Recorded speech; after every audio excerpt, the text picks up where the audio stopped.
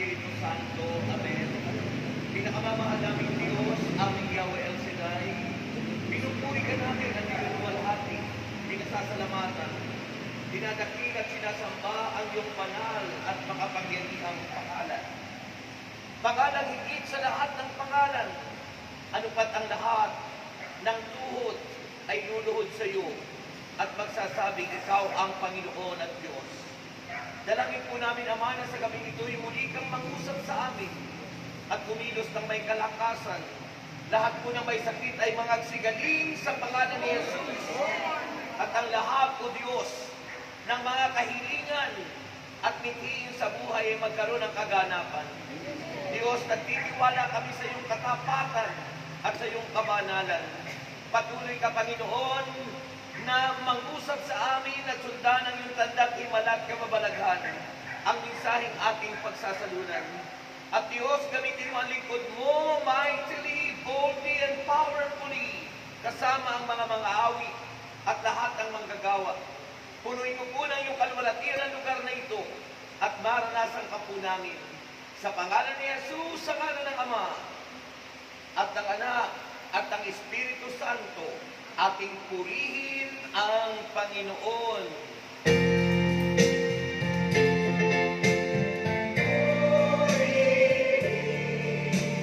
Bye.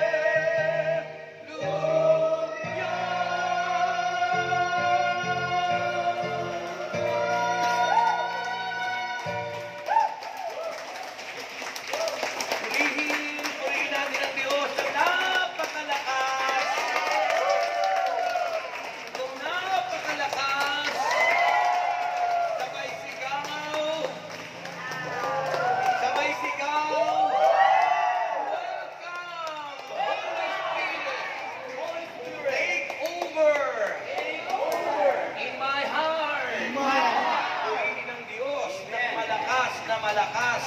Sabi ko'y purihin ang Diyos ng malakas na malakas. Lord to God in the highest, and peace to His people on earth. Amen. Okay.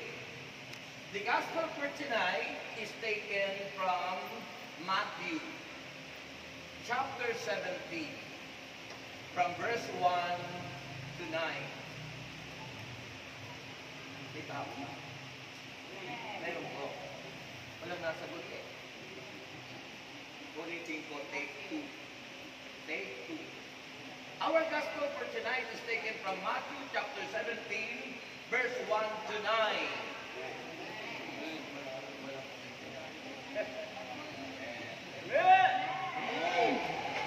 Napapahalatang mga senior citizen. Pag sinabing gano'n, kailangan lalakasan nyo yung sagot. Okay, ulitin ko, take 3. Take 3. Our gospel for tonight is taken from Matthew chapter 17, verses 1 to 9.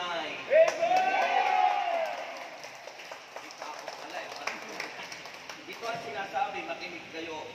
Pagkaraan ng 6 na araw, isinama ni Jesus si Pedro at ang mga kapatid na Santiago at Juan. At sila'y umakyat sa isang mataas na bundok. At habang sila'y naroon, nakita nilang nagbagong anyo si Jesus. Nagliwanag na parang araw ang kanyang mukha. At nagningning sa kaputian ang kanyang damit. At nakita ng 3 alagad silang Moises at Elias na nakikipag-usap kay Jesus. Sinabi ni Pedro kay Jesus, Panginoon, mabutit narito kami. Kung gusto ninyo, magtatayo ako ng 3 tolda, isa sa inyo, isa kay Moises, at isa kay Elias. At habang nagsasalita pa si Pedro, nililiman sila ng napakaliwanag na ulap.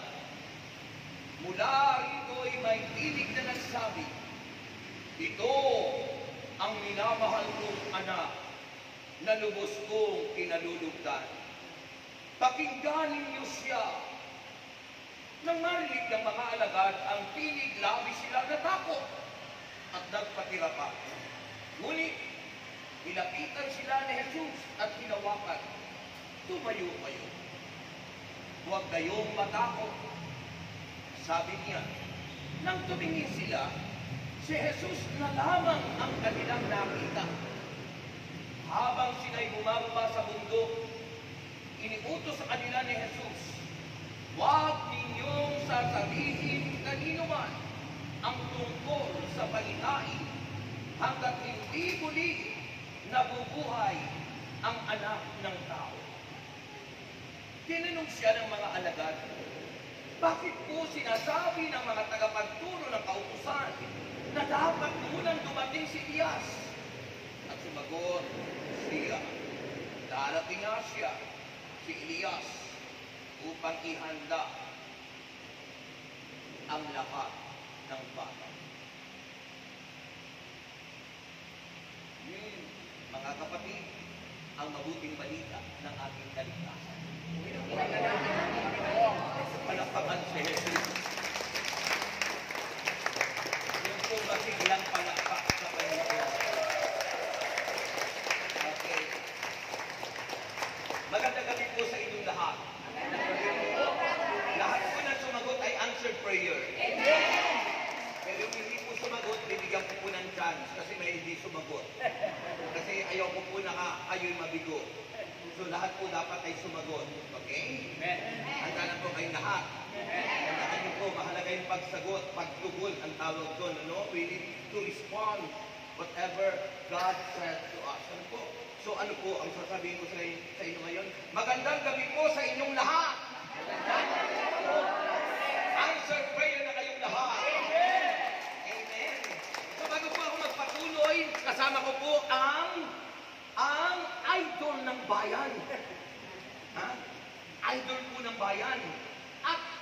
pinagigiliwan ng mga kabataan.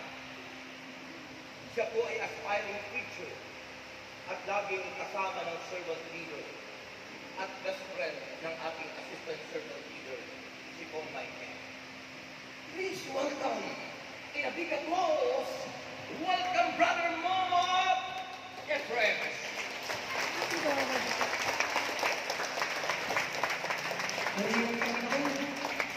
Sige, pagkakalala ko Panginoon, ang pinaka-the-best. Ang pinaka-the-best, ang pinaka-the-best ang mga lahat. Panginoon, alam nyo, lahat kayo nakangiti. Lahat ng narinig ko, lahat ng hindi nagdalawang isip na pumunta rito, pinagpala ng Diyos. Ako nga mo pala si Brother Monmon, laging kasama ng ating mga servant leader, Brother Mike. Nalangin ko po sa gabi nito, alam niyo po, tuwing kasama ko ang ating mga servant leader, lagi si Brother Mike, dalangin ko, lahat ang nakatingin sa akin, pag-klain niyo, Panginoon. Answer prayer na kayo. Nandito po ako sa inyong harapan, una, para anyayahan kayo sa paanyaya ng ating mga servant leader, Brother Mike.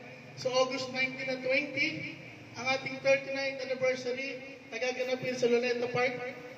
Alas 2 hanggang to following, siguro mga 7 to 9 a.m. ng umaga ng linggo. Ang dress code po natin,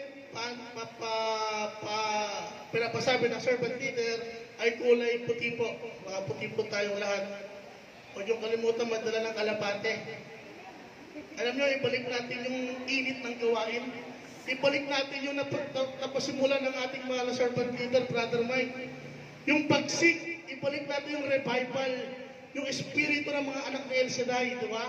Nung araw. Eh, wala imposible, may ibabalik din natin ngayon. Alam nyo, sa buhay, natural lang manlamig. Minsan nalalamig tayo. Lalo sa ating pananampalataya, pero huwag kayong mag-alala. Ang higit sa lahat, huwag kayong sumuko. No? Natural lang manlamig, pero huwag kayong titigil sa paglilingkod sa Panginoon, lalo na kayong mga manggagawa. So, yun nga, paanyaya ng servant leader, tsaka birthday niya po sa August 20.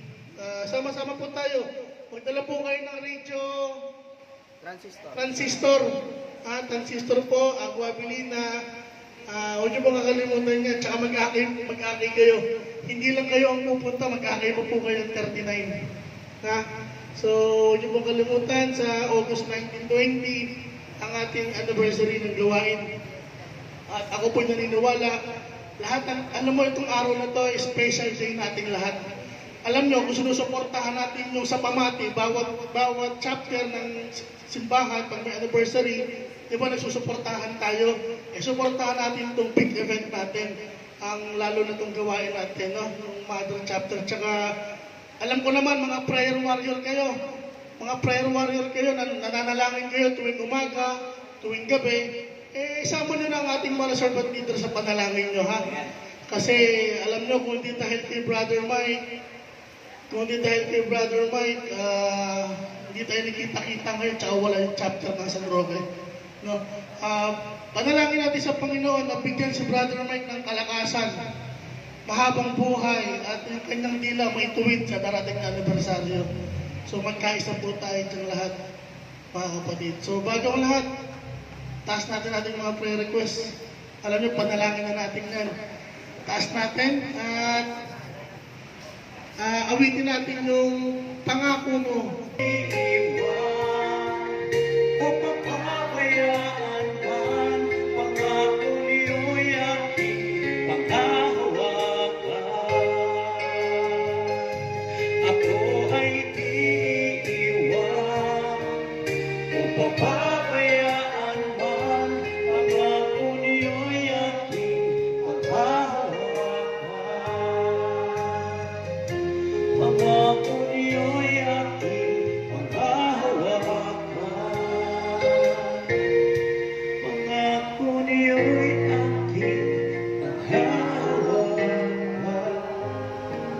Praise you, hallelujah. Taas natin ating prayer request.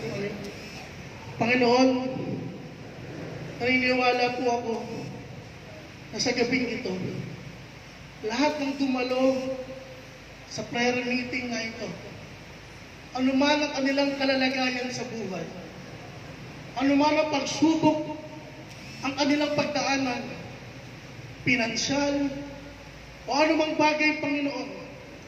Panginoon, di ko man sila kilala. Alam ko po, kilala niyo po sila.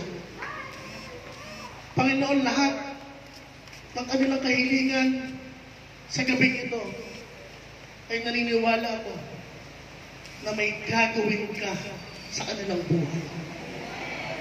Ang lahat na may karamdaman mula ulo ng talampakan ay pinagagaling ng Panginoon.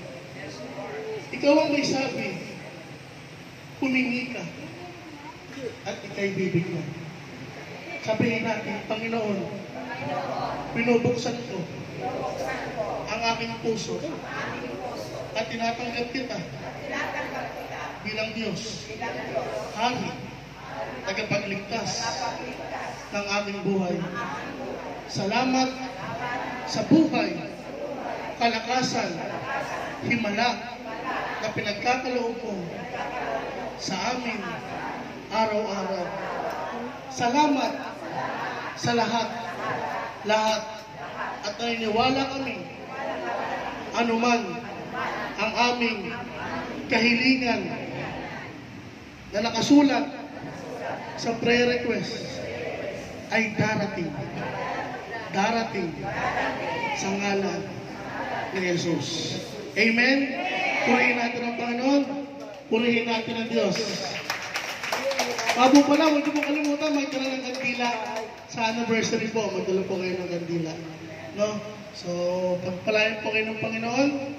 Panalangin niyo po ako na magtuloy-tuloy sapagat ako po, tsaka si Mark, Brother Mark, kami pong dalawa ay naatasan ng ating mga servant leader mag-aspire bilang aspiring preacher ng gawain. No, sapagkat natutuwa ko kasi yung mga kabataan natin, choir, tuloy niyo yan. Alam nyo, habang may buhay, sige maglingkod tayo sa Panginoon. No? Hindi hadlang ang pagsubok. Huwag nyo pansinin yung pagsubok na yan. Tatandaan nyo pala mga kapatid, bago ako umupo, buhay at kamatayan sa dila na kasalalay. Kung anong sabihin nyo, yun ang darating sa buhay nyo. Kung sabihin nyo mahina kayo, hihina kayo. Kapag sinabi nyo masakit ang tuhod ko, may arthritis ako, sasakit talaga yan. Pero sa sandaling tinanggap nyo si Jesus sa buhay nyo, lahat ang sasabihin nyo, puro positive. Imbis na mahirap ang sabihin nyo, mayaman ako. Ha? Tandaan nyo, buhay at tumatay sa gila na kasalalay. Ha? Kaya ako naniniwala, lalo na yung mga nanay dito, kasi may mga millennial. Kung may millennial, may centennial. Pero huwag kayong mag-alala, hindi sa gabal ang paglilingkod sa Panginoon kahit may edad, no? Kasi tandaan nyo yan ang katibayan na mahal kayo ng Diyos. No? Kasi kahit may edad na kayo, dapat nasa bahay lang kayo, di ba po? Nag-aalaga ng apo, kung ano ginagawa nyo. Pero nandito kayo, alam niyo yung pagpunta nyo dito, plano ng Diyos. Hindi nyo plano to. Kaya dalangin ko po sa inyo lahat, ano man ang pagsubok na pagdahanan nyo, magtatagumpayan nyo po yan. Mga kapatid, taas po kami nyo. Naniniwala pa kayo na may gagawin ng Diyos sa buhay nyo. Sa bilang kung tatlo, sabay-sabay natin isisigaw yung gusto nyo mangyari sa buhay. Yung hindi pa dumarating. Alam nyo, magkaisa tayo. Tatandaan nyo, sabi ng Bible, kung saan man may dalawa o tatlo na magkaisa. Yung kahilingan nyo, sasamahan ko ng panalangin para matupad. Ngayon, gagawin natin, isigaw natin yung kahilingan natin. Kasi sabi ng Biblia magkaisa kayo. Magkaisa. So, ibig sabihin, magkaisa tayo. Maniwala tayo na yung panalangin na isisigaw natin, darating sa buhay natin. Kaya ako naniniwala, lahat ng may utang mababayaran. Lahat ng walang bahay, magkakabahay. Lahat ng walang sasakyan, magkasasakyan. At lahat ng mga pangarap ng kabataan na ito, patutupad. Okay? Mag-isip na kayo yung wish nyo. Yung gusto nyo mangyari sa buhay, gusto nyo ng bahay, isigaw nyo. Gusto nyo ng, alam ko, ito malakas sigaw nyo dito Gusto ko ng pera. Alam nyo, ang kayamanan, hindi lang pinansyal, kundi spiritual, physical, tatandaan nyo. Mas maganda pagyamanin natin yung spiritual natin sa Panginoon, no? So, sige, magkaisa tayo. Ako isisigaw ko, bahay sa Tagaytay, kasi pangarap ko magkabahay doon. Ito tatandaan nyo, sa Diyos walang imposible. Kasi kung sa tao, imposible sa tao eh. Pero sa Diyos na makagagawa ng lahat ng bagay, kayang ibigay. Ha? Kahit may edad na kayo, isigaw nyo kalakasan, mahabang buhay. Ha? Mas matindi pa yun sa pera. No? May pera ka nga, may sakit ka naman. O, diba? Sige. Sa bilang kong tatlo, sabay-sabay natin isigaw. At ako'y naniniwala, bago mag-anniversary sa August 19 at 20, lahat kayo dito sa Sampamati San Roque answered prayer na. Ayon sa aking pananalig, bilang kasama ng mahal na Servant Peter, yung kanyang anointing, lagi kong hinihingi. Panginoon, bawat tayo ko sa harapan, lahat ng mga kahiligan ng mga kapatid ko, ito ibigay nyo. Yun po yung panalangin ko lagi. Hindi ko man kayo kilala personal. Hindi nyo ako kilala personal. Naniniwala ko ang puso nyo kilala ng Diyos. Handa na ba kayo? Handa ka na? Kuya, handa ka na? Ako dalangin ko, makumpleto. Itong chapter na to lumago pa. Panalangin ko itong chapter na to lumago pa. Tsaka pagbalik namin dito, kumpleto na dito. May mga instrumentalist na dito, may mga gamit na dito. Pag yung magkalala, magpapadala si Lord para mag-provide lahat yan. Ang Diyos natin provider. Okay, naisip nyo na ba yung gusto nyo isigaw sa Panginoon? Ha? Okay, 1, 2, 3.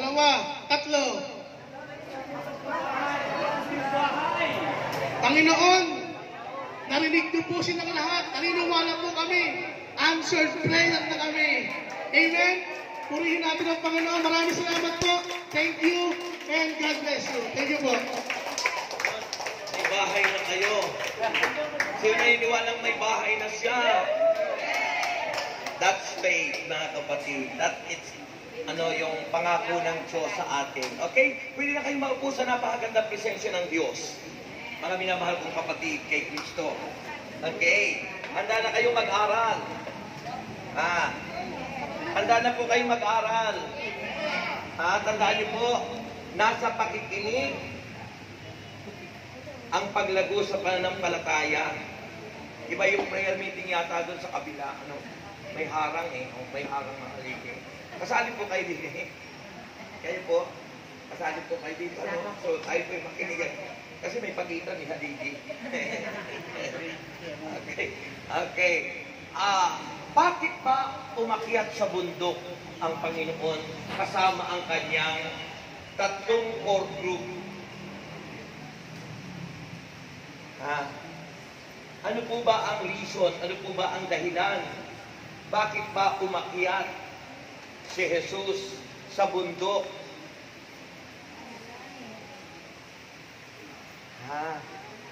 Hindi niyo po alam? Sabihin niyo, Brother Rex, kaya ako'y dumalo para malaman ko. Purihin si Jesus. Ayan. Sabi po ng Biblia, mahalaga po kasi yung mensahe dito po sa tinatawag na transfiguration. Pag salitang transfiguration, pagbabagong anyo ng Diyos. Kasi ang Diyos po ay nagkatawang tao.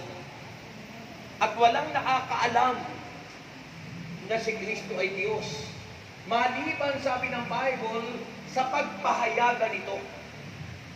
At ito anya'y inilihim sa mga marurunong at ipinapahayag o nire-reveal sa ang mga kalooban ay tulad ng sa matatanda. Tulad ng wala akong kausap. Wala akong kausap, bro. Ipinapahayag sa mga ang kalooban ay tulad ng sa matatanda, sa bata. Ipinapahayag ng Diyos ang kanyang kaluwalhatian sa mga taong ang kalooban ay tulad ng sa bata. Ay bakit pa yung sa bata? Kasi po ang bata, sabi ng Panginoon, maliban na kayo ay tumulag sa mga batang ito, hindi kayo paghaharian ng Diyos. Kasi ang bata po, pag sinabing makinig, nakikinig. Ay yung matatanda, sabi ng makinig, ayaw makinig. Kasi matanda na. Amen. Ano po ba ang Tagalog sa senior citizen? Ha? Ano po ang Tagalog sa senior citizen? Pero ayaw natin tawagin tayo'y matanda. Pero gusto natin pakinggan senior citizen. Medyo plus ang dating English kasi. Amen. Alam nyo, kapag may nagsasalitang Amerikano, sikat na preacher na taga-ibang bansa, nakikinig yung mga Pilipino kahit hindi maintindihan yung English. At sasabi, ang galing. Kasi, mayroon tayong mental, ano yun? Yung bang, hindi sa Mandaluyong yung mental hospital. Yung tayo'y nahawa sa pagkaalipin. Naging alipin tayo ng mga Spanish. Naging alipin tayo ng mga Hapones. Naging alipin tayo ng mga Amerikano. Ang daming umalipin. Naging alipin tayo ng mga Kastila. Ang daming umalipin sa atin. Naging alipin din tayo ng kasalanan. At naging alipin tayo ng naging alipin tayo ng mga ano yun? Ng mga marites. Nasa Biblia pala yun. Yung pagiging marites. Alam niyo, sabi na oy, makinig kayo dito. Alam mo ang sabi ng Panginoon doon sa gospel? Nung makita ng mga alagad na nagmingming at gano'n, no? Nakita rin sila Elijah at saka si Moses. Sabi ng Panginoon, wag ninyong sasabihin ito. Kasi, bakit sinabing wag na wag sasabihin ito? Noong pa man, may marites na. Sabi ng Panginoon, wag na wag ninyo ito sasabihin kanino man. Hanggat hindi nagaganap ang muling pagkabuhay ni Jesus. Purihin ang Panginoon. Amen. Ang unang mensahe, kasi malapit na tayong matapos, kasi yung mga alam na unawaan po kayo ng Diyos. Yung mga centennial, naunawaan po yan ng Diyos Kasi madalas po ang mga centennial po antukin na. Kaya naunawaan po ng Panginoon nyo. Kaya kailangan po huwag tayong magpakahaba kasi baka kayo antukin. Amen daw. Amen daw. Amen. Alam mo, gusto nyo kayo huwag antukin? Isipin nyo laging si Kristo'y suma sa atin sapagkat si Kristo ang kalakasan ng lahat. Amen. Amen po ba? Di ba inaawitan? Kalakasan ko ay ikaw, kalakasan ko. Kaya pag si Kristo ang kalakasan nyo, bigay na bigay kung pumalakpak ang mga matatanda. Bigay na bigay ang mga matatandang pumalakpak pati mga kabata. Amen? So, ang unang mensahe ng Transfiguration, mga kapatid, pagbabagong anyo ng Panginoon. Buti pa, sabi ko nung binabasa ko ito, buti pa yung Diyos na siya, pero nagpakita ng pagbabagong anyo. Pero ang daming taong nakarinig na ng mabuting balita, ang gayon hindi pa nagbabago. Sino sa inyo ang nagbago na? Huwag na tumaas sa kamay, baka sabihin ng Panginoon, nagkayayapag nyo. Amen. Isipin nyo mga kapatid, Diyos na nagpakita ng pagbabagong anyo. And the purpose why Jesus was transfigured, kung bakit si Kristo'y nagbagong anyo, sapagkat hindi nalalaman ng tao at maging ang mga alagad ni Kristo, hindi nila alam na si Jesus ay Diyos. Hindi nila alam. Ay bakit naman, Brother Rex, hindi nila alam na si Jesus ay Diyos? Kasi noon, marami nang naka-face mask. Wala nang COVID, naka-face mask pa sila. Wala nang COVID. So, yung po mga kapatid, sabi ng Presidente, wala nang COVID, kaya niligtig na.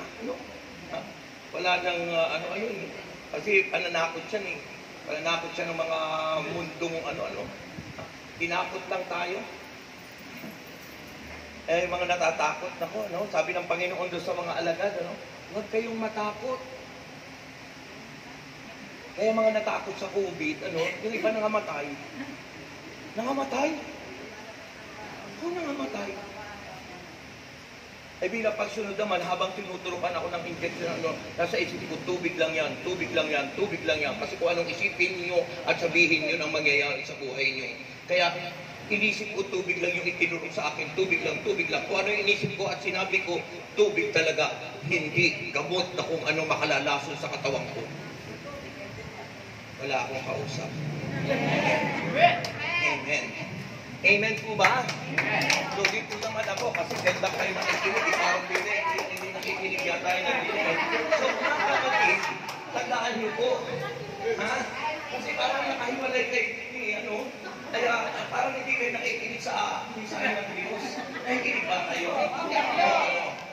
Bakit ang Panginoon ay umakyat sa mundo? Sinabi ko doon, ha? Bakit ba umakyat sa mundo ang Panginoon? Hindi ba balik na ako sa ako na. Kaya umakyat, kasi sabi ko nga po, makinig po kayo mga kapatid, ano? Kasi, hindi alam ng mga alagad, maging ng mga tao, na si Kristo ay Diyos. At doon sa bundok na yon, doon siya magpapahayag at magre-reveal ng kaluwalhatian ng Panginoon. Mapalad po yung mga pumapalakpak. Ang bosyo palad po yun.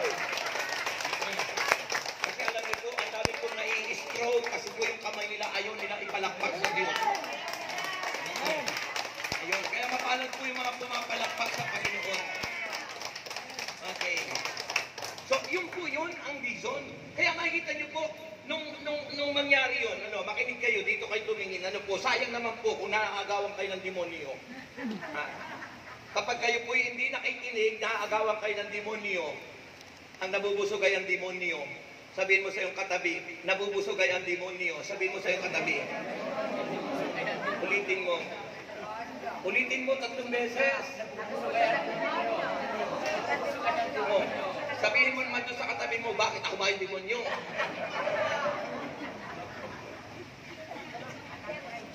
Oy, makinig po.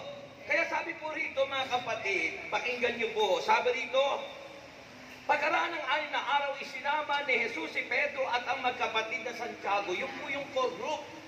Coordinator, assistant coordinator, secretary, treasurer. Kaya mayroon din tayong 3 core group. Sila yung core group ng Panginoon. On that time that Jesus ministered in 3 years na pagministeryo ni Kristo, mayroon siyang inilagay at laging kasama na tinatawag na core group. Nang ibig sabihin yung mga core group ay dapat laging kasama ng Panginoon. Hindi mawawala sa kanilang isip at puso si Jesus. Amen. Pati pag-amen, tinatamad na yan. Amen. Okay. Pagkatapos po, makinig po kayo. Sabi ron ay, so kasama niya yung magkapatid, 3. Si Santiago at si Juan, magkapatid sila. Pagkatapos ay si Pedro, na dating tax collector. Pagkatapos ito, makinig kayo. Sabi ron, saan sila isinama? Sila'y umakyat sa isang mataas na bundok. Alam niyo ang significance ng mountain. Sabihin niyo, mountain. Ulitin niyo, mountain. Bundok. Ha? Ang significance po nun, alam niyo, ang Diyos, ang sabi sa kanyang mga salita sa aklat na maawit, maging sa kawikaan, siya ay nananahan doon sa mga bundok. It signifies that God is powerful. It signifies that God's authority, He is our authority. God is very powerful. Omniscient, omnipotent God. Yun po ang ibig sabihin. Kaya nga tinawag si El Shaddai, the God of the mountain. ang El Shaddai, the breasted one, inihalin tulad sa dibdib ng isang babae sapagkat ang bata ang nagsusupply ay ang dibdib ng babae para mabuhay ang isang bata. In other words, God is the supplier of all our needs. He is the reservoir. Sabihin niyo, reservoir. Ulitin niyo. Alam niyo kung ano ibig sabihin ng reservoir? Yung pong imbaka ng tubig. Yung tinatawag sa mga nagsasalita ay sa halip ng reservoir, sa reservoir. Ang pronunciation po ng reservoir. Mga kapatid, ang tawag po doon sa ibang salita ay dam. Istaka ng tubig na doon nagmumula ang lahat ng supply ng tubig na patungo sa tahanan. So, iyon ang nagsisignify Jesus, the reservoir, the supplier of everything for all of us, ang nagbibigay ng lahat ng ating pangangailangan. Grabe, ang palakpak niyo kay Lord na tutuwa siya. Hallelujah. Amen. So, yung book, kaya ang Panginoon nag-aanya, inanyayaan niya ang mga alagad niya. It means to say God is always inviting us. The great invitation of Christ is written in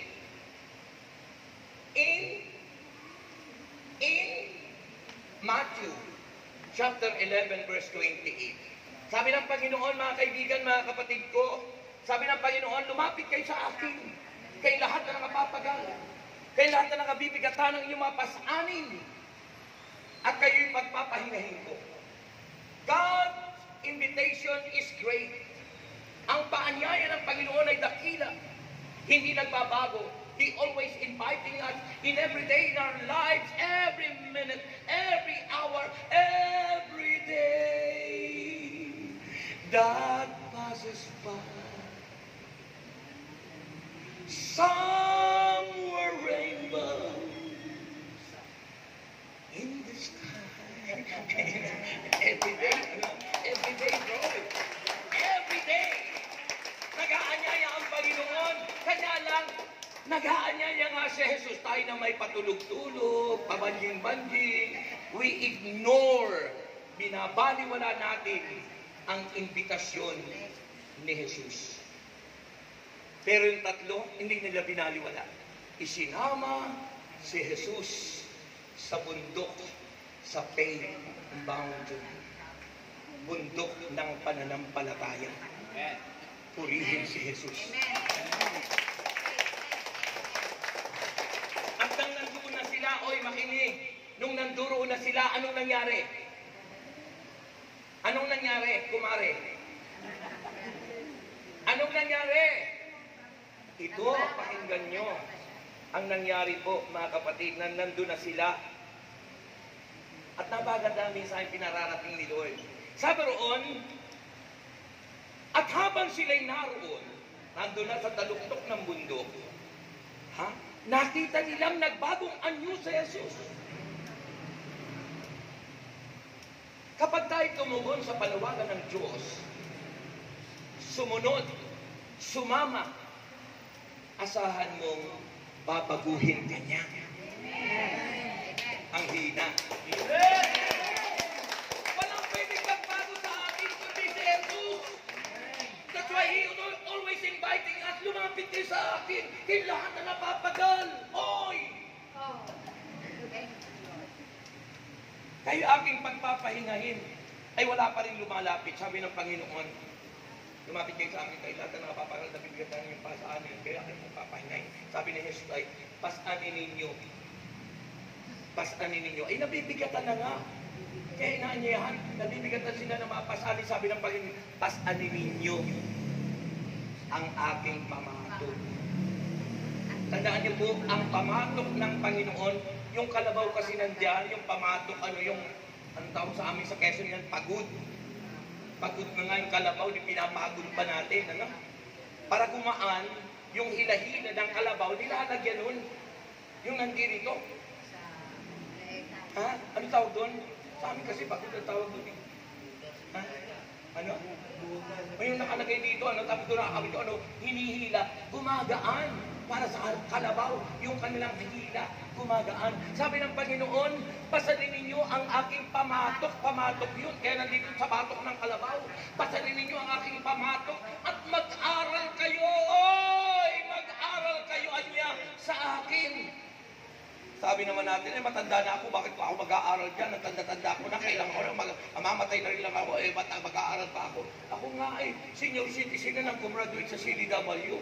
At laking gulat ko nung gumraduate ako, ay, cum laude ako. Sipin mo yun? Grabe. Nag-graduate po ako 2019, yan o, sa Sing-Sing po, 2019. Anong edad ko na nun? 64. Ako po ngayon ay 68 years old na, pero sabi nila, Brother Rex, parang 38 years old ka pa lang. Sapagkat sa Diyos ay walang imposible kapag inisip yung bata at di ka tatanda, mangyayari. Kanya lang ang mga tao kaya patanda ng patanda kasi ang iniisip nila ay kalampas-ani sa buhay. Ang bigat-bigat, ang laki ng bayaran sa utang, ang laki ng tuition fee ng anak, ang utang sa bahay, ang utang sa kuryente, ang utang sa tubig. Mga kapatid, hindi gagaan yan kung yan ang iisipin nyo. Pero sabi ng Panginoon sa 1 Peter chapter 5, verse 7, kasi dati noon hindi 5-7 ang inyong inaano, ang hinihintay nyo lagi, 5-6. Doon tayo umaasa. Pero sabi ng 1 Peter chapter 5 verse 7, ipagkatiwala nyo sa Diyos. Ipagkatiwala nyo sa Diyos ang lahat ng inyong problema at kabalisahan. At ang sabi ng Panginoon, at siya ang kukup-kup sa ating lahat. Kukup-kupin ka ng Panginoon. Gagaan ang iyong pasanin, gagaan ang inyong bayarin. Babayaran ni Lord ang inyong mga utang. Ang mga walang bahay magkakabahay. Ang walang sasakyan magkakasasakyan. Ang mga walang pera magkakapera. Ang walang asawa bibigyan ng asawa. At ang mga walang anak ay magkakaanak kapag may asawa sa ngalan ni Jesus. That's faith. Sabihin yung pananampalataya. Sabi ng John chapter 5, o chapter 15 verse 7. Hoy, makinig. Sabi ng Juan 15:7. Huwag niyo itatayo sa wedding yan. John chapter 15 verse 7. Kung mananatilian niyo kayo sa akin, sabi ni Jesus, at mananatili sa inyo ang mga salita ko, sabi ni Jesus, hingin niyo na. Hingin niyo na. Hingin niyo na ang inyong maibigan at ipagkakaloob niya sa inyo. Amen. Sumunod po yung tatlo. Si Pedro, si Juan, at si Santiago. Sumunod. At nang makita nilang nagmingming, nagputi, wala raw po pwedeng paghambigan ang kaputian at kaningningang nakita nila sa Panginoon. Ay kung hindi sila sumama, di na-miss nila yon. Ganon din ang paanyaya ng Diyos. Maraming nami-miss po natin una na hindi natin nakikita, hindi natin natatagpuan. It's because we don't accept, hindi natin tinatanggap ang imbitasyon. Ayaw natin. Binigyan ka na ng imbitasyon, inimbita ka para dumating sa birthday ko o sa kasalan, pero tinanggap mo lang yung imbitasyon, pero hindi ka naman pumunta. Para magang nagmisa. Nagmisa ka na, lumuhod ka na dyan. Pagdating sa komunyon, hindi ka naman pumila at hindi ka tumanggap. Sayang lang yung pagpunta mo sa misa. Nagdasal ka pa, pero hindi mo naman tinanggap si Jesus. Hindi baliwala. Bakit ka pa pumunta? Kung hindi ka naman magko-communion. Diba? It's very important because that is Jesus inviting us.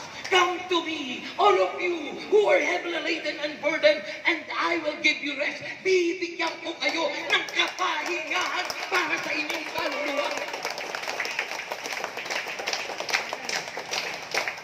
Ay, nami-miss po natin yun. Pero hindi na-miss ng tatlo. may pinakita pa ang Diyos sa kanila. Ano yung pinakita ng Diyos sa kanila? Aba, matagal nang patay si Moses. Matagal nang wala si Elijah at na-rapture na. Pero bakit nandun nakikipag-usap kay Jesus?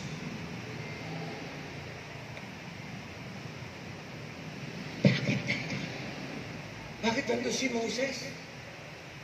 Bakit nandun si Elias, si Elijah? At kausap, nagmi-meeting silang tatlo.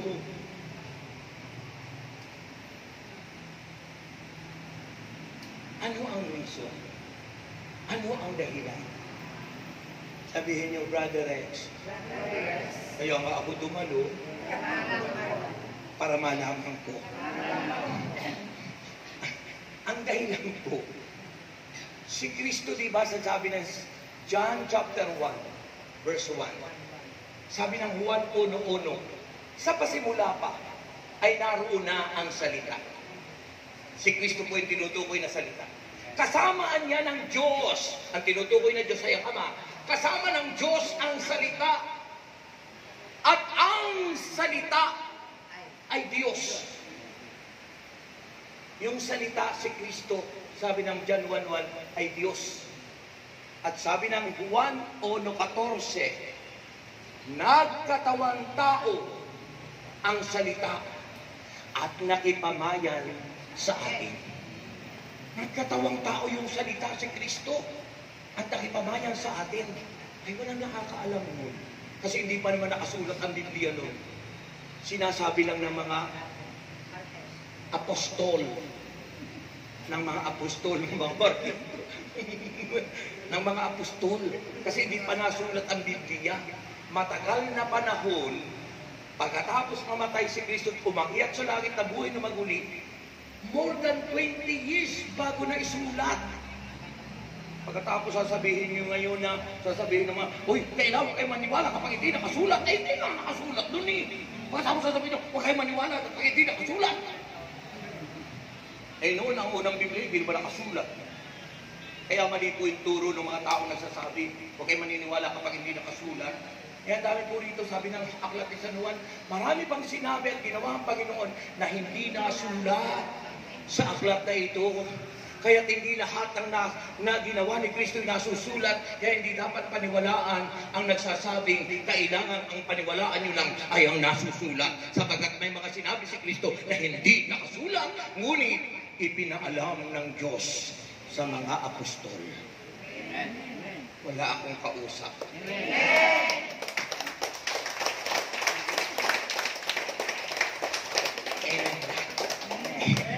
Amen po ba? Amen po ba? O kaya kasi maraming mga nagpapastor-pastoran pagkatapos ay sabi, kapag hindi nakasulat yan, huwag kayo paniwala. Ano ka? Ayan, Diyos ay patuloy na umusap ngayon, hindi nakasulat yun eh.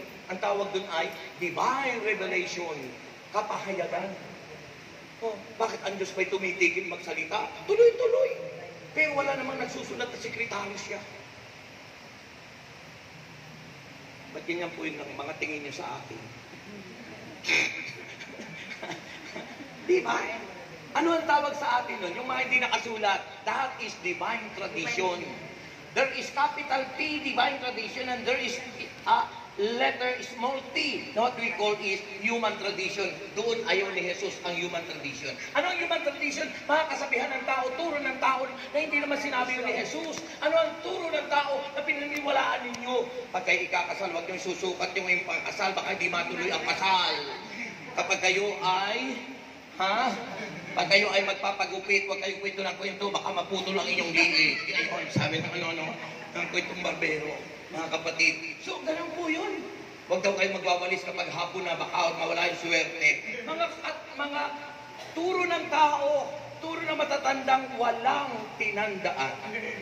Salamat sa Diyos kayong lahat ng mga matatanda na ngayon ay may mga natatandaan sapagkat kayo'y dumagalo sa gawain ni Yahweh El Shaddai.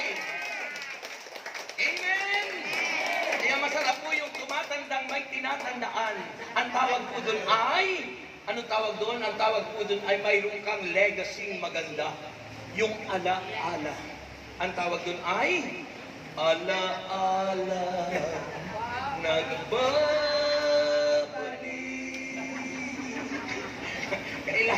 Kailangan kayo habang tumatanda ay may rumaalaala ang taong maganda. Hindi yung maalaala, ay yung taong yan, nung mamatay ako, magnanakaw yung taong yan, babae yung taong yan, ay yung taong yan, ako, buti ka namatay na yan. Pero kung maganda yung alaala nyo, nung sayang naman, bakit siya pa? Ang dami-dami naman ka na pwede mamatay, bakit siya pa ang namatay? Marunong ka pa sa Diyos. Diba mga kapatid? Mahalaga yung legacy. Alaala na maalaala ka magpagkailanman. Ikaw pa rin,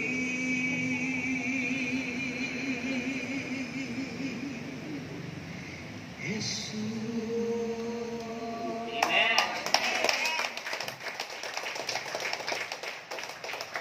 Ay bakit nga ba nandun si Moses? At bakit nga ba nandun si Elijah? Sabi ko si Kristo ay salita ng Diyos na nagkatawang tao.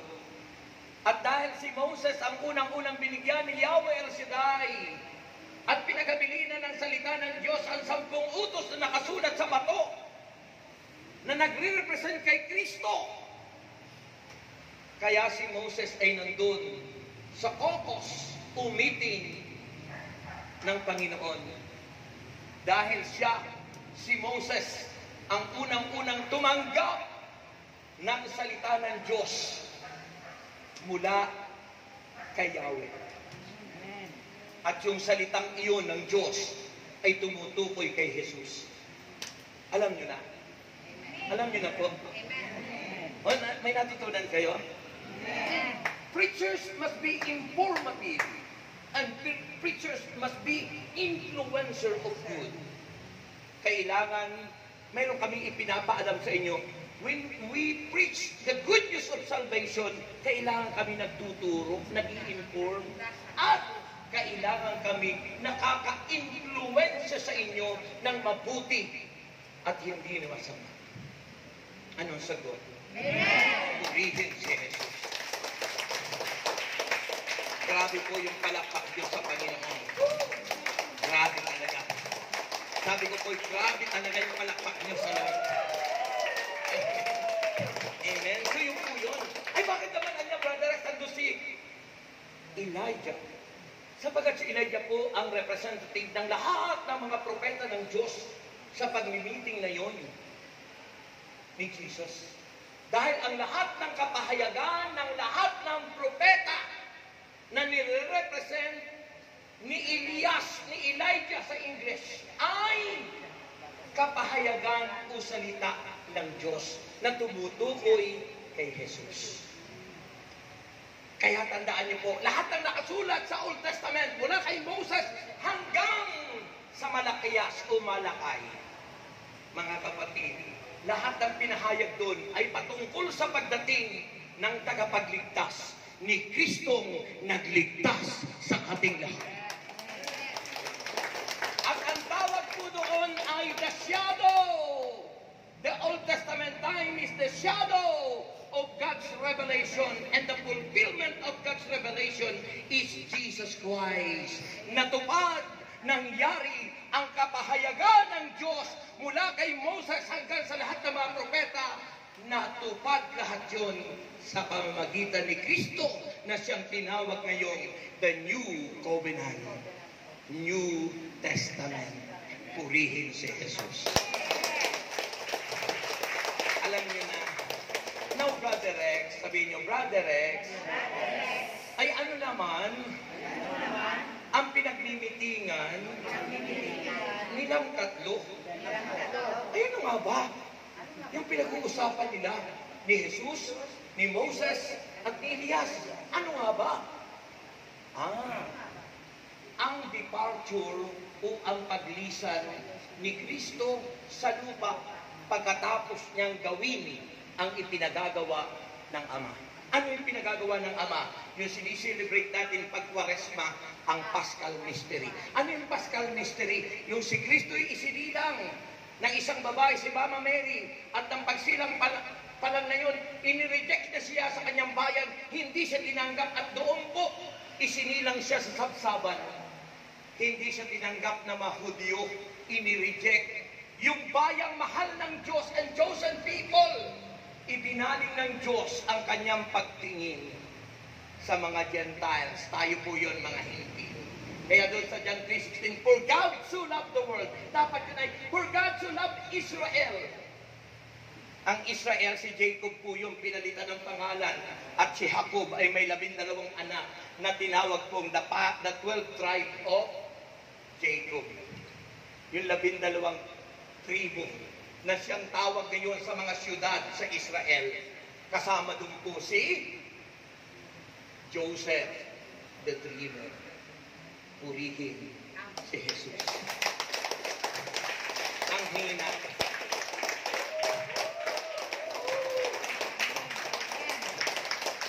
Nung natupad po, ginawa ni Kristo ang Paschal Mystery, pagpapakahirap, dinadasal natin yan sa banal na misa kung kayo'y Katoliko.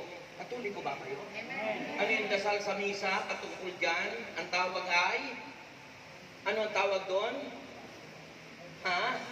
Apostles' Creed. Ano ang Apostles' Creed?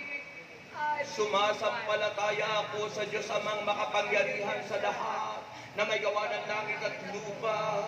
Sumasampalataya naman ako kay Hesus Kristo, isang anak ng Diyos, ipinanganak ni Santa Mariang Birhen, pinagpakasakit ni Poncio Pilato, ipinako sa krus na matay inilibing, nanawag sa kinaruro ng mga yumao, na may 3 araw na buhay na maguli, umakyat sa langit, nanutulog sa kanan ng Amang makapangyarihan sa lahat, doon magmumulat pa rin dito, at doon sa mga nabubuhay ng matay na tao. Sumasampalataya naman ako, ano pa?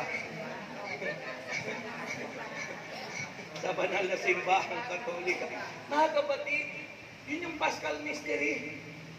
At para patunayan sa lahat sa buong mundo na na kay Kristo lang ang kaligtasan, pati taong nauna nang namatay bago dumating si Kristo, ay pinuntahan niya doon sa pagkakasulat sa Apostles' Creed na nakasulat sa sulat ni San Pedro, na nang mabuhay na maguli si Kristo. Anong sinabi ron? Nang mabuhay si Kristo, mag-resurrection si Jesus Christ, ang lahat ng kaluluwang yun na pinuntahan ni Jesus ay iniakyat niya sa langit at ipinarada sa harapan ni Yahweh El Shaddai. At sa harapan ng Ama, sila yung tinawag na the communion of saints na nakasulat sa Hebreo chapter 12, verse 25. Na ano yun? Na ang nilapitan nyo ay ang mga espiritu ng mga panganay na nanduroon at nakatala sa langit. Kaya tayo'y nagdarasal at humihingi ng tulong panalangin sa tinatawag na kalipunan ng mga banal, the communion of saints. Sabihin nyo ulitin nyo, sabihin, alam ko na. Purihin si Jesus. Purihin ang Diyos. Amen po ba? Amen? So alam niyo na kung bakit umahon sa bundok, bakit nagningning, that is the glory of God, kung bakit nandun si Elijah, bakit nandun si Moses, alam niyo na. At bakit anong pinagninitingan? Ang paglisan ni Kristo pagkatapos gawin ni Kristo ang lahat ng ipinagagawa sa Kanya, the Paschal Mystery, ay muli siyang babalik sa Ama. At ngayon nakaluklok na siya doon. At sino ang iniwan ng Ama para tayo'y laging kasama ng Diyos? Ang Kanyang Espiritu. The Holy Spirit, the third person of the Trinity. Iniwan dito na ang sabi ng Espiritu Santo, sabi ng Diyos, the Holy Spirit is the secret agent of God, na siyang nagre-report sa Diyos Ama sa langit. Sa pamamagitan ng Espiritu, nire-report lahat ang ginagawa natin. Kaya diyan ang secret agent natin. Kaya sabi ng Biblia, walang malilihim na di mabubunyag sapagkat may secret agent ang Diyos na nakasubaybay sa atin magpakailanman. ikaw pa rin, Jesus. And finally, teng-nereng, matitikay na kayo.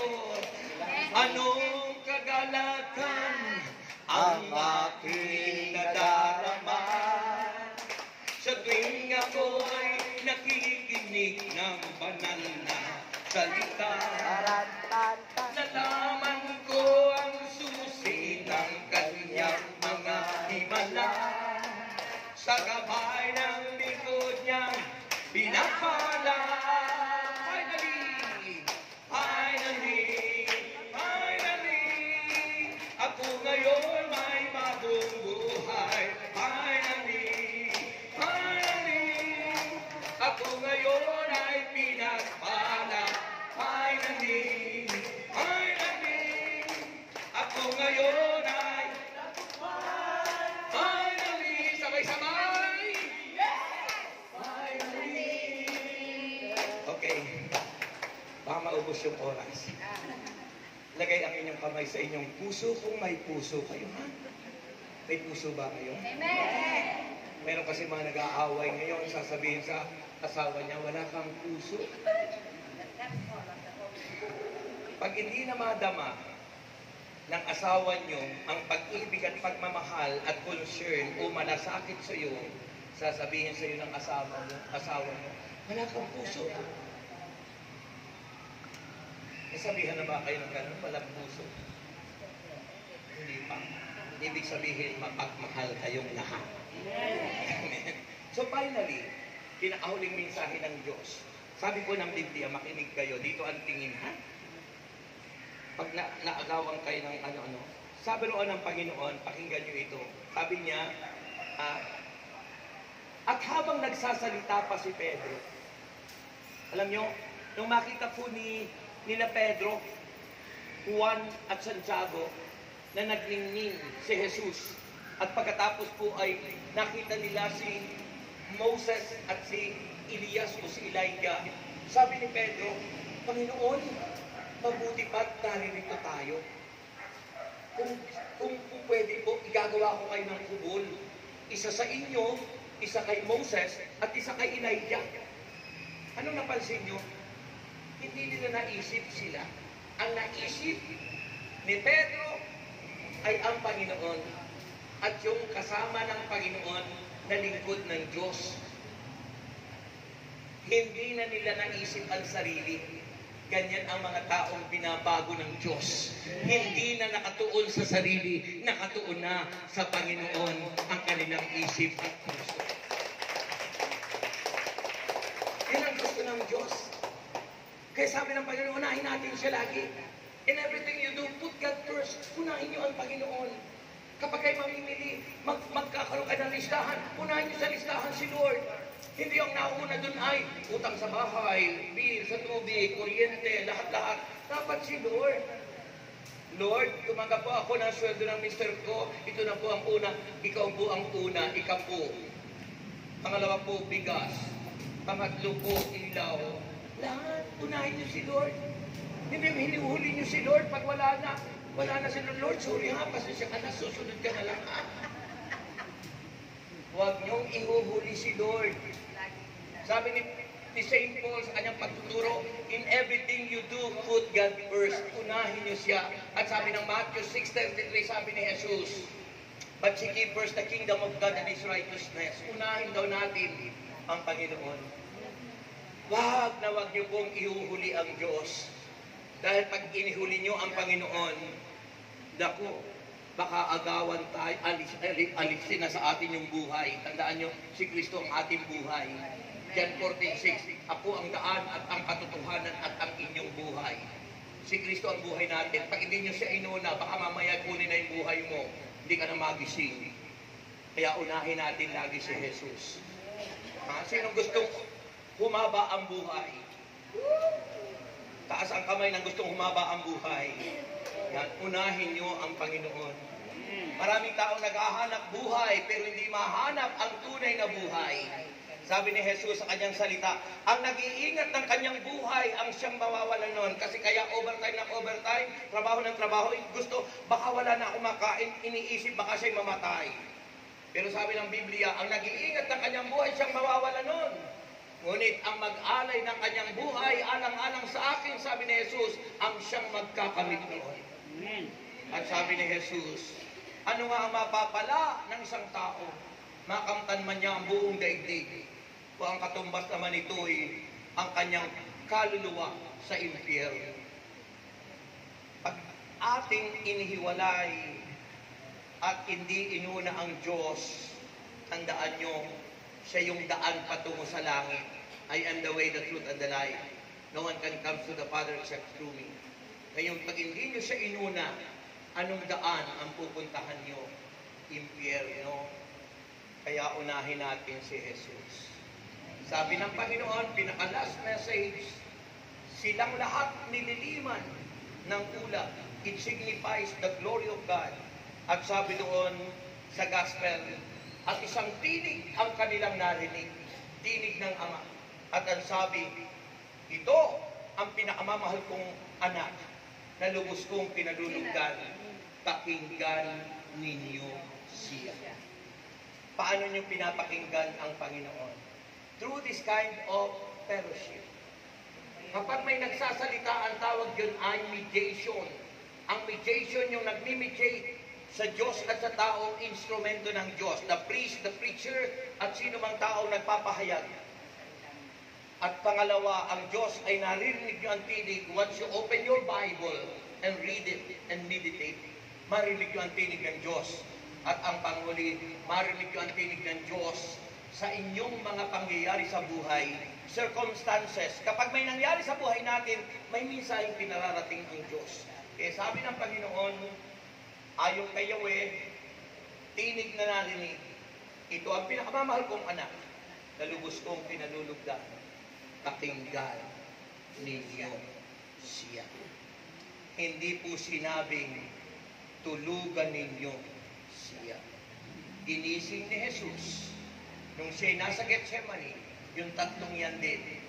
Si James, si John, at si Saint Peter, nung nasa Gethsemane si Kristo, umiiyak, tumatangis na halos dugo. Dahil malapit na siyang gawin ang Paschal Mystery. Alam niyo ang nangyari? Natulog sila. Sabi ng Panginoon, ginising sila. Di ba ako masasamahan kahit ilang minuto lang? Manalangin kayo upang hindi kayo magkangay ng tukso, sabi ni Jesus. Taas ang kamay niyo. Just close your eyes and you pray. You pray. You pray unto God. Sabi ng Panginoon, manalangin kayo upang hindi kayo madaig o matangay ng tukso. You pray. Unahin natin ang Panginoon. You pray unto God. Ask God for forgiveness. Hingin natin sa Diyos ang pagpapatawad at paghingi ng tawad. Hingin natin sa Diyos na tayo patawarin sa ating mga lihim at paulit-ulit na kasalanan nating ginagawa. Hingin natin sa Diyos na tayo kanyang linisin mula ulo hanggang talampakan at tayo kanyang patawarin. Ama naming Diyos, kami nagtitiwala, kami umaasa, kami nananalig na kami ay pinatatawad mo sa oras na ito. At kami pinagpapala mo. At inaangkin ko, Panginoon, na ang kapangyarihan mo'y dumadaloy sa amin ngayon at tinatanggap namin ang kagalingan, kalakasan at kalayaan.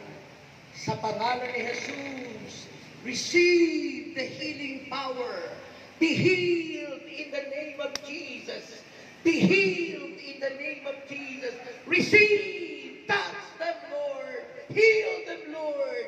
In Jesus Christ's name, receive it. Sabihin niyo, Lord, I claim, I love you, I trust you, and you are my God and my Savior. In Jesus' name we pray. Amen. Palakpakan natin si Lord. Iwagayway ang mga kamay. Ipadyak-padyak ang mga paa.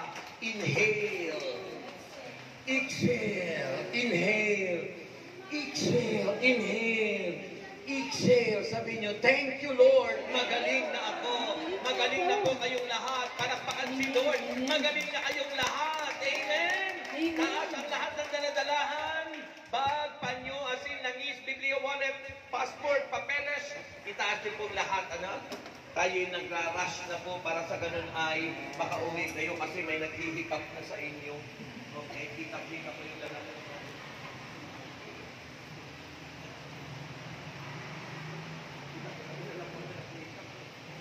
Okay, taas na lahat. Nakakatuwa naman. Okay, ang maraming Diyos, pagpasa ng mga bagay na ito, ama pa niyo ang kasinan ng isang Biblia, wallet, ng passport at tubig, at lahat po ng aming itinataas sa iyo. Hinihingin ko ito'y basbasan at ito po'y magamit sa kapanahunan. Inamin ko, Panginoon, lahat ng aming mga pangarap at lahat ng aming mga pagkutahin ay biyayari sa aming buhay. Punuin mo ng pagpapala ang sansitan at punuin ng Espiritu Banal ang aming puso. Sa pangalan ni Jesus, anong sagot? Amen! Baba ang lahat ng inyong mga daladalahan at palayain ang inyong mga kamay, palakpak ng malakas sa Diyos. Meron pa rin mga malakpak ng malakas sa Diyos. Nakulit na lang yung prayer request, di ba? Hindi ba ba? Ay, hindi ba? Ba't may mga prayer request pa, hindi ba? Itinaas lang yung panakolekta ko. Sige. So, pagkatapos kong ihabi sa inyo ang blessing ay yan, kinukolekta na niya sa lahat o kinukolekta na. Kasi pag hindi yung kinolekta ay walang tutubong biyaya. Nung kasi yan ay binhit na inihahasik. Akala ko na kolekta nito na kanina. Yan. Yan ay binhit na tutubo.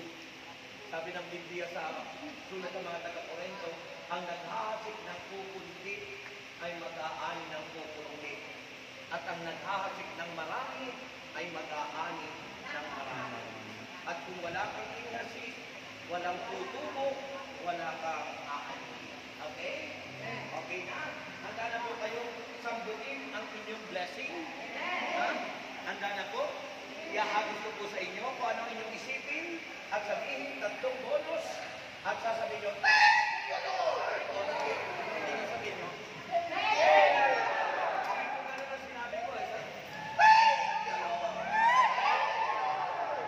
Sabay tatlong na gano'n na makatawa. Yung po yung may excitement na pagsabi ng thank you Lord.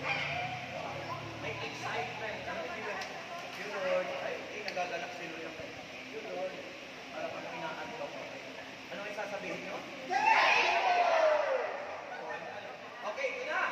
May the Lord God bless us all now and forever. In the name of the Father, Father pa lang po na. In the name of the Father, and of the Son, and of the Holy Spirit. Amen. Ito na ang unang bonus Diyos. Sambutin nyo na!